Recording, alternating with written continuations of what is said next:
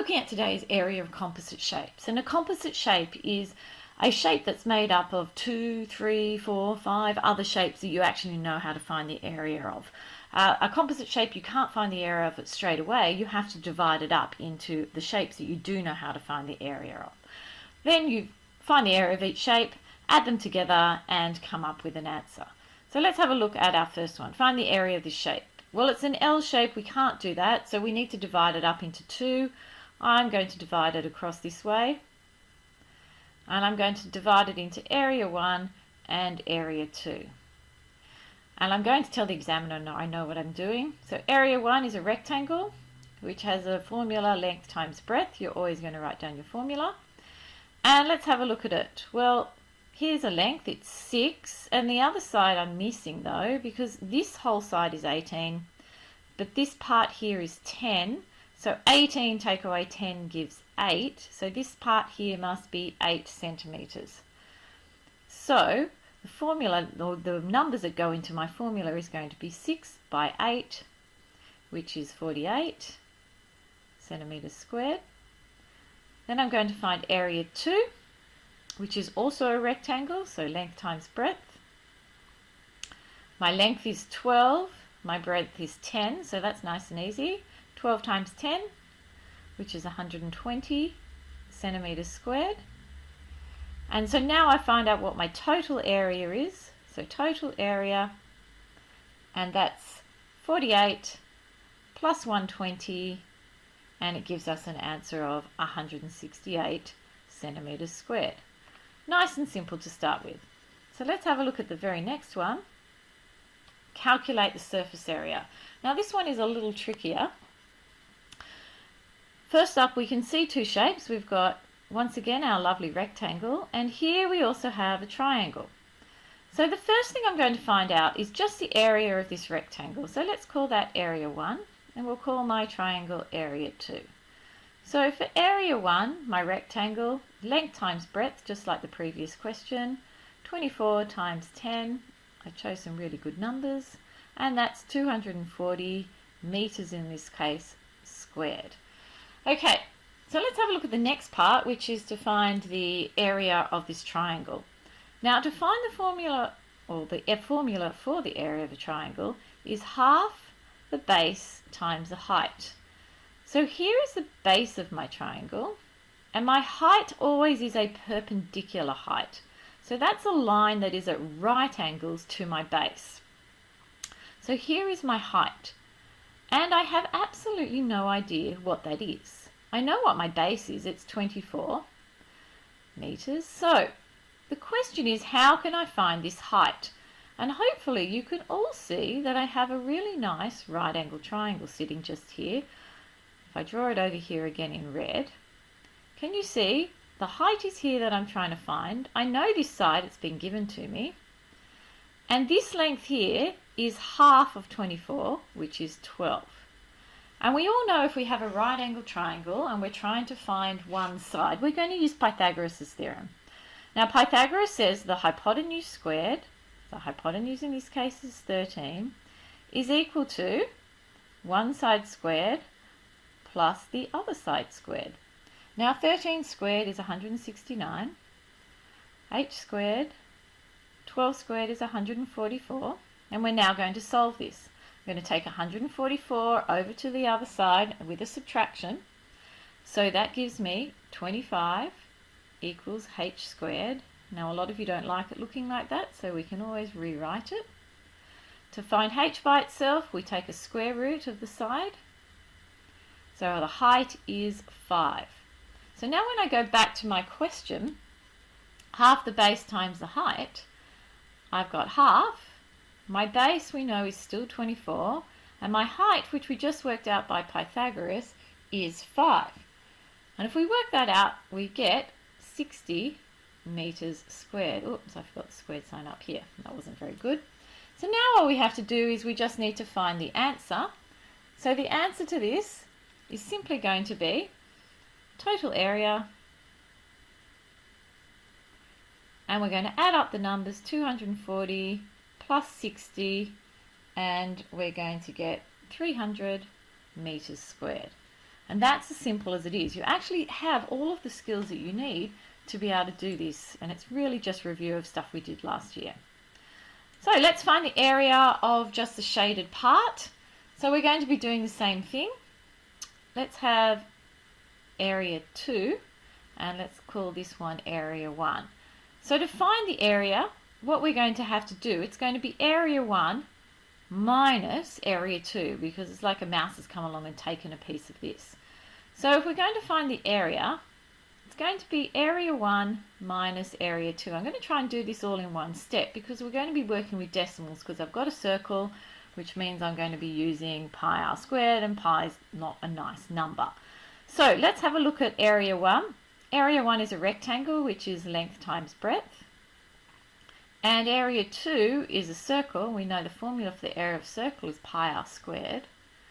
So length times breadth is going to be 30 times 20 minus pi times r squared, which is 6 squared. And now we can put that into our calculators and come up with our answer all in one step.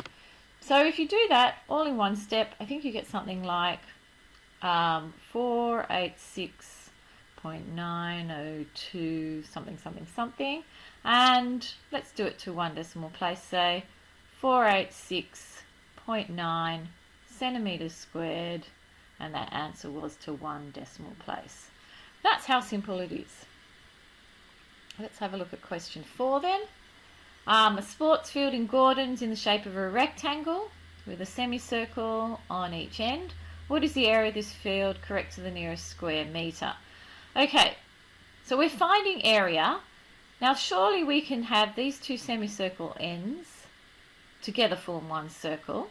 So the area is going to be pi r squared plus we have the area of this other rectangle in the middle, which is length times breadth. So if we look at pi r squared, it's pi times, now this length here is 30, but that is not the radius. So the radius is going to be half of this, so my radius is 15. So please try and remember that you're only looking for just the radius, which is half of this length, or it could have been shown here or anywhere. So that's half of that's 15, so it's pi times 15 squared plus 50 times, because our rectangle is 50, times the other side, which is still 30, 50 times 30. So if we work this out, what we end up with, if we can put it all in our calculator, I think it's something like 2206.8 something something something, and we need this to the nearest square metre, so it's 2207 metres squared. So that's the first part of the question now done. So let's have a look now at the second part of the question. If turf costs $10.50 per square metre, not sure why I've suddenly gone into American spelling, what would it cost to cover this field with turf? Well, now we're looking for the cost. So we know how many square metres we're looking at. We're looking at 2,207 square metres, and we know that every square metre is $10.50. So we're just going to multiply by $10.50 to come up with our answer. And I'm going to leave you to work that one out because I haven't actually done it. I'm pretty sure that you can all get the correct answer. Last question, just bringing in that work on offset surveys. Now we've just completed a test where we've done offset surveys again. So hopefully that you've all managed to do that. So because we're on a video, I've managed to do it to the best of my ability. Now, what I would like you to remember is that these numbers 71, 29, 22 do not go down the middle. What you need is what the difference between each of these points is going to be. And these are all little right angles. If you wanted to put them in, you could. So from 0 to here is 8. But the distance from this line to this line is actually 4. And that's the measurement you have to put on. And the measurement from this line to this line is 7. Because 29 minus 22 is 7. And this line to this line, 71 minus 29 is 42. And anyway, this is what my quick sketch looks like. Now, to find the area of the block, correct to two significant figures. Because I'm trying to find the area of the block, can you see that I have this great big triangle here, which is basically a length here of 71 and a height of 45. So I'm going to call that area 1. So area 1 is half base times height. So it's going to be half times 71. So all of these numbers would add up to 71 times the height, which is 45. It just makes it easier rather than finding the area of these two triangles. Now I can find the area of this triangle here. Let's call it area 2. So area 2 is going to be similar, and it's a half times 10 times 8, because you need a base and a perpendicular height. We know there's a right angle here, even though it keeps disappearing. Area 3, now this shape, girls, is a trapezium. A trapezium where here are my parallel lines and here is my height.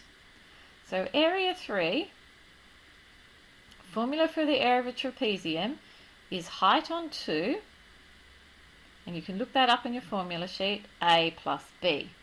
So in this case, the height is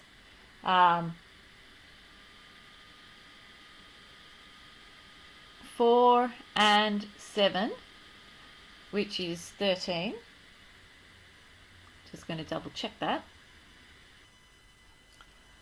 I'm struggling because I keep thinking I've done something wrong, and I have, because this should have been 14. Hasn't affected any of our calculations so far. But in having a look at this, this height then is 14 and 7, and 14 and 7 is 21 over 2. And my A and B, as I've already said, are the 28 and the 10. So we add them together. And what we have to do, area 1, area 2, area 3, and we need area 4. Area 4, which is this other small little triangle over here. So we've got a half again times 28 times 42. And the total area, as we work all of these out, add them together. So the total area, I think, is something like 2,624.5, and that would be meters squared. I'll put that 2 back in so it looks nice. Okay, now the fence is to be calculated along the side AC, and I clearly forgot to put in AC. We could just perhaps put it here, AC, for the purposes of you knowing what to do. You're finding out the length of a hypotenuse, let's call it H, in this right angle triangle, and you're going to use Pythagoras' theorem. And I'm going to leave you to finish that up in your notes, and you can show me and get it checked if that's correct. Any questions? You know where to find me.